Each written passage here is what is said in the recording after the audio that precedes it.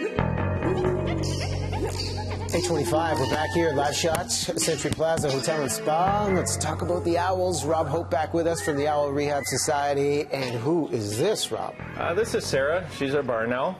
We've had her 12 years. She was captive bred and raised. She was donated to the facility 12 years ago, and she does a lot of education, both on-site and off-site education. Unique features, you were saying, if you look closely at her face right here, it's a heart shape. That's right. Yep, the barn owl has almost a heart-shaped facial. She turns away. Don't look at my face. And as well as the spots on their chest are very distinct to each owl. They're taking a hit right now due to rodenticides, lack of habitat. So unfortunately, the barn owl is struggling here in the local areas. But what is the big benefit that they provide for us? The big benefit, of course, is they eat a lot of voles and mice. When they're breeding, there's been a pair of barn owls that have actually brought in anywhere between 100 and 110 mice a night to feed their young. Yeah. So in one night, it's quite a lot of mouse traps if you put it into perspective. And the behavior we're seeing right now, this isn't distress, this is just normal behavior? No, this is normal behavior. She is a bird that we do fly at the center. She likes to fly. Yeah. Because she's got all her body parts and everything, she can fly. But she's part of our education program. Because she is captive bred and raised, she can't be released back to the wild. Oh, beautiful bird here. And I was saying, I think she just wants to be close to you. That's why she's just trying to fly in. She feels safe. Well, listen, Joanne has another special friend with us. Joanne, come on in and tell us about who we have here, Rob. This is Cricket. She's our boobook owl. And she's approximately 15 years old. She was retired from a breeding facility up north. And they're native to Australia, so we don't see them here.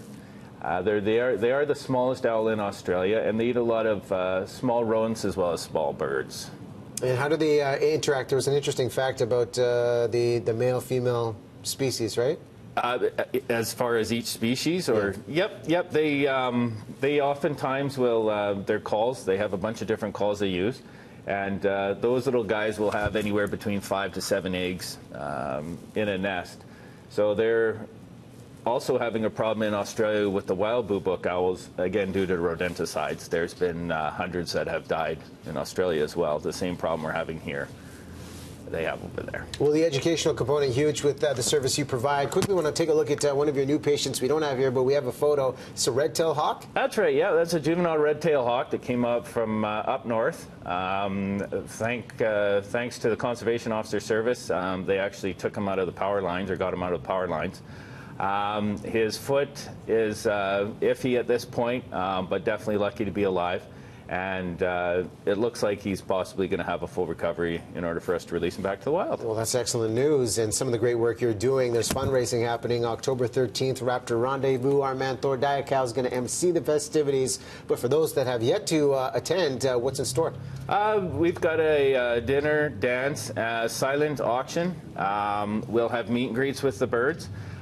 This year we actually have a biologist, Sophie Highmark, who's a barn owl biologist, who's going to be doing a presentation, as well as some award presentations for our long-term volunteers. She's trying to tickle you with the feathers right here. You betcha. You didn't even listen here. It's awesome. Well, listen, watch out for Thor's dance moves as well at this gala. You can support it. We'll get those details on our Facebook page. Joanne, thanks so much for being here as well. We'll take a break.